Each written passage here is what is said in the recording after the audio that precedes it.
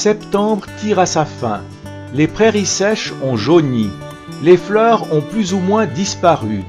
Autrefois, la protection civile débroussaillait la zone ouest de la colline. Mais on a maintenant choisi une méthode plus écologique. Les moutons roux du Valais, une race rustique qui se nourrit des rejets des arbres et arbustes et nettoie proprement le terrain. Cette année, 30 moutons, dont 5 petits, sont arrivés du canton de Vaud le 25 septembre pour 6 jours et demi. Ils seront surveillés par une bergère. Dès 1884, en Valais, grâce à une législation stricte, les croisements d'espèces furent encouragés dans la mesure où ils amélioraient la race. Bientôt dans les concours, on aperçut surtout les nez noirs de la région de Viège, les roux de Bagne et les roux du Valais qui ont une toison brune ou noire. Ce dernier est un animal fécond, robuste et peu gourmand. Un fourrage même grossier est tout aussi accepté que celui des prairies grasses. Cette race, quasiment disparue dans les années 1980, trouva grâce auprès des éleveurs qui l'ont bien reproduite depuis. Les femelles ont un caractère maternel prononcé, surveillant bien leur progéniture. Quant aux béliers, ce sont de bons gardiens de troupeaux, attentifs au comportement des brebis. Leurs pas très sûrs les prédisposent aux régions alpines.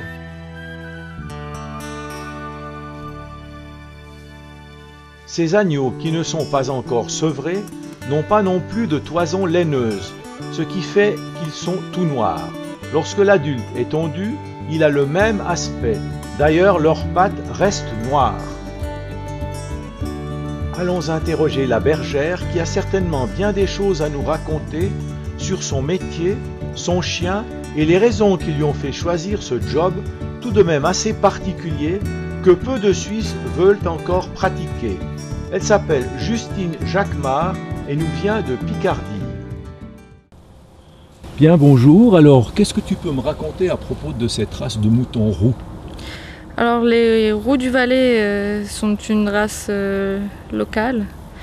Ils ont été en voie de disparition en 99. La personne pour qui je travaille a contribué à protéger cette race. Il est président de l'association des roux du Valais. C'est une race qu'on souhaite garder, pas seulement pour l'histoire qu'elle apporte et le patrimoine, mais aussi pour contribuer à la biodiversité des pâturages. Là, on est sur un pâturage qui est pas le plus facile à faire pâturer, et c'est pour cette raison qu'il faut une race rustique. Et c'est justement une race comme le roux du Valais qui permet d'apporter cette biodiversité au niveau des plantes. Et donc, si j'ai bien compris, ces moutons mangent un peu n'importe quoi. Donc, mais s'il y a des ronces, ils vont quand même pas manger ça. Justement, ou bien si. Aussi. Si, ils vont nettoyer en fait les plantes. C'est un pâturage. Si on n'enlève pas les plantes les plus entre guillemets les plus fortes par rapport aux autres, elles prennent le dessus. Elles prennent le dessus. Voilà. Donc ces moutons vont permettre en fait d'éliminer ces plantes, enfin pas complètement, mais de laisser la place à d'autres plantes qui pourraient venir et qui sont justement minoritaires. Alors qu'est-ce qu'on peut attendre d'un chien de berger? Alors on attend qu'il soit capable de... Comment expliquer ça? Alors quand on a des chiens sur une montagne, on les voit pas toujours. Donc on veut des chiens qui soient capables de réfléchir par eux-mêmes quand ils se retrouvent dans certaines situations. C'est pour ça qu'ils ont une obéissance qui doit être parfaite pour réussir à faire ce travail. On attend qu'ils nous ramènent le troupeau, mais qu'ils nous le poussent dans une certaine direction, qu'ils nous retrouvent certaines brebis. On attend aussi que le chien il soit calme, parce que lorsqu'on est en champ, si on déplace le troupeau ou si on approche le chien un peu trop brutalement, ça met un moment avant que les brebis se remettent à manger. Un chien qui soit capable aussi de rester tranquille, à côté du troupeau sans venir les embêter. Pas se laisser distraire par d'autres chiens ou comment? Pas forcément, ça dépend comment ça se passe. Si le chien part en aboyant parce qu'il y a un autre chien qui arrive, on n'accepte pas. Mais il faut l'appeler. Oui, ouais. Il doit rester au pied à ce moment-là. Après, c'est une habitude aussi qui vient assez facilement. Des chiens qui voient des moutons juste une fois par mois, ils n'arrivent pas à avoir ce comportement. Ils sont complètement fous à chaque fois qu'ils voient un mouton. Qu'un chien qui est tous les jours, il sait comment se comporter. Et puis on lui apprend aussi justement à savoir se comporter même lorsqu'il n'est pas au travail. Mais ça implique que c'est certaines races de chiens qui sont capables de faire ça. Exactement. Après, c'est des chiens de conduite, chiens de troupeau. Et donc, il y a quelques races. Celles qui sont le plus souvent utilisées, c'est le border collie. Ouais. Après, ici, moi, j'ai un Kelpie Working, qui est une race australienne et qui, au niveau du travail, est très similaire. Mais moi, j'avais l'impression qu'on avait surtout des beaucoup plus grands chiens. J'étais tout étonné de voir la petite race. C'est habituel ou c'est une race exceptionnelle? Les plus grands chiens qu'on voit dans les troupeaux, c'est les chiens de protection, généralement. Donc c'est les patous, les montagnes des Pyrénées. Et sinon, généralement, les chiens de conduite sont assez petits parce qu'il faut qu'ils soient très rapides. Donc légers et ils n'ont pas besoin, on leur demande pas de protéger le troupeau, on leur demande de conduire le troupeau. Donc un chien comme ça, si on est dans un alpage et qu'il y a un loup, il va rien pouvoir faire. Non, il ne pourra rien faire. Est-ce que tu veux me parler un petit peu de ce métier de bergère que nous, on ne connaît pas tellement, en tout cas pas en tant que citadin? Oui. Alors, le métier de berger consiste à suivre le troupeau au fur et à mesure de la journée, au fur et à mesure de ses habitudes. Donc le matin, on commence assez tôt parce au début de la saison d'alpage, quand elles ont encore les agneaux qui sont petits, elles se lèvent au lever du jour, vers 6h, 6h30. Après, elles partent pâturer environ 3-4 heures. Après, ça dépend encore du temps qu'il peut faire ce jour-là. Si elles n'aiment pas quand il fait trop chaud, elles n'aiment pas quand l'herbe est mouillée. Donc si on a tout ce qu'elles aiment, c'est-à-dire une herbe qui est bien verte et puis un temps qui est convenable, elles vont rester pâturer toute la journée. Mais si l'herbe n'est pas très verte alors, c'est pas un bon terrain ou comment? Alors ici, c'est pas que c'est une mauvaise herbe. L'herbe est un peu sèche parce qu'il a fait chaud. Mais il y a une diversité au niveau de la végétation qui est aussi importante que l'herbe verte. Et une race comme le roux du Valais, qui est une race rustique, a besoin justement, ils vont préférer plutôt ces buissons qu'on voit ici, plutôt qu'une herbe bien verte. Et puis ils sont faits pour ça, ils se remplissent très vite ces moutons. Donc on les utilise pour l'entretien des paysages. Je vous posais la question tout à l'heure de la solitude. Est-ce que c'est un problème pour toi ou... Alors, quand on est berger, il faut aimer la solitude, ça c'est une obligation. Si on aime toujours se retrouver en société, on n'arrive pas à faire ce métier. Alors après, c'est ce que je dis souvent, quand on est berger de moutons, on est souvent seul. Donc il faut savoir bien s'entendre avec soi-même. Et après, on voit quand même du monde. Il y a souvent des personnes qui arrivent en haut. Enfin, tout dépend de l'alpage. Il y a des alpages, il va y avoir plus de monde qu'en bas à Sion. Et d'autres alpages, on verra que 2 personnes dans le mois. Mais il faut savoir aimer les deux. Et c'est vrai qu'on trouve une richesse à rencontrer des personnes. Et ça, je ne dirai jamais le contraire. Mais on trouve aussi une richesse à méditer et puis à se poser certaines questions. Oui.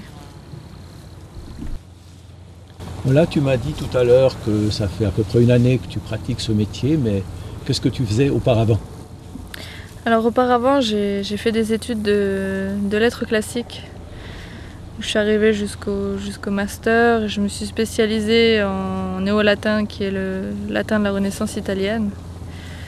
Et en parallèle, j'ai fait ça pendant 6 ans. En parallèle, j'ai aussi fait l'école du Louvre. Je voulais au départ être conservateur du patrimoine. Donc j'avais terminé mes diplômes pour être professeur et je l'ai fait pendant 2 ans. J'ai enseigné en lycée, j'ai préparé des étudiants au baccalauréat et j'ai enseigné aussi, surtout en collège, où là j'ai enseigné les arts plastiques. Je pouvais aussi enseigner le français, latin et grec ancien. Après, j'ai adoré ces études, j'ai adoré enseigner à ces élèves. Mais c'est vrai qu'il y avait longtemps que je regardais ces montagnes et que j'avais envie d'être en haut. Après, on ne peut pas toujours expliquer, il y a des choses en soi qui sont là et il faut les laisser parler. Et finalement, le hasard a fait qu'il y a eu juste une annonce et j'ai tenté l'expérience. J'ai jamais eu aucun regret. Mais c'est pas une réminiscence de ton enfance qui fait que maintenant il a fallu y répondre? Tu étais citadine auparavant ou comment? Alors non, moi je viens de la campagne et puis mes parents ont toujours eu 2-3 animaux. Après, jamais eu de moutons ni de vaches, mais c'est vrai que j'ai toujours aimé être dehors. C'est pas seulement avoir les moutons, c'est aimer la nature, aimer les paysages. Et c'est surtout ça qui m'a attirée au départ. Après, il y a eu le chien de troupeau, il y a eu les moutons. Et l'ensemble a créé quelque chose de tellement intéressant que je pense continuer, oui, bien des années ce métier, oui.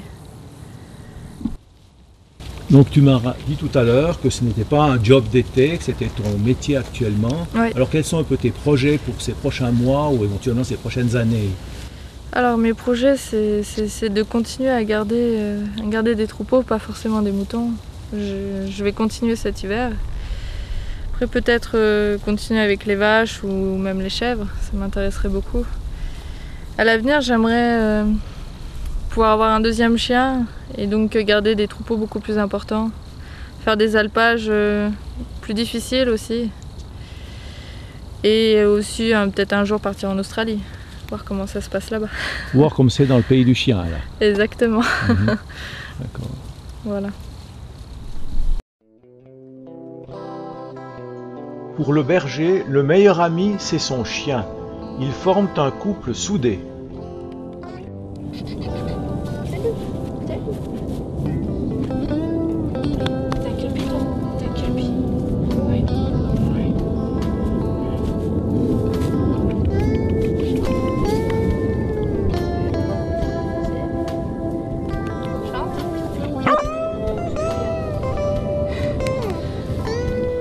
Les moutons. Look. Ouais, ils sont bien là. Tu les as vus, hein? Mais toi, tu dois aller chercher pour qu'ils descendent, non, ou bien? Alors, envoie le chien. En fin de journée, les moutons sont conduits au parc pour la nuit. On évite ainsi le risque que le troupeau se disperse. Justine va nous faire une démonstration avec son chien.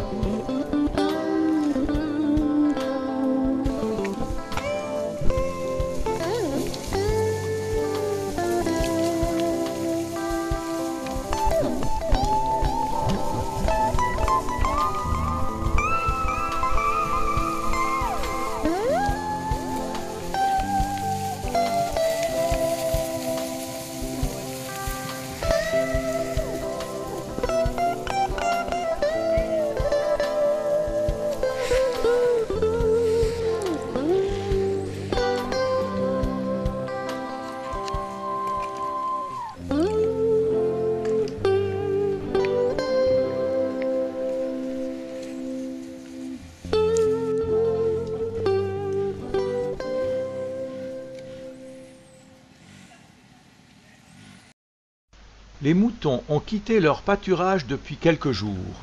L'herbe qui avait poussé cette saison a bel et bien été broutée. Si chaque propriétaire d'un jardin avait son mouton, il y aurait moins de bruit de tondeuse le samedi.